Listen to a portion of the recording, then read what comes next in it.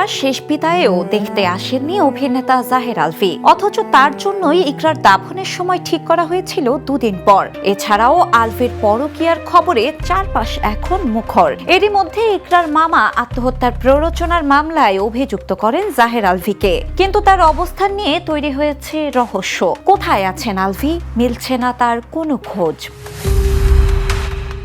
গুঞ্জন ছড়িয়েছে রোববার রাতে দেশে ফিরেছেন আলভী, তবে তার ফোন, ফেসবুক সহ সব যোগাযোগ মাধ্যম বন্ধ থাকায় দেশে ফেরা নিয়েই তৈরি হয়েছে ধোঁয়াশা। এখন পর্যন্ত কোনো খোঁজও মেলেনি। পুলিশও নিশ্চিত করতে পারছে না তিনি বর্তমানে কোথায় রয়েছেন।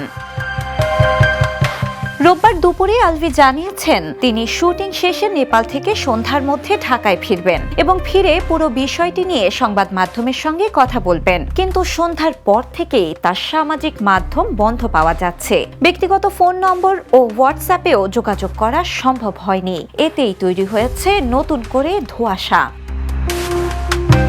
বিনোদন ডেস্ক, দ্য নিউজ।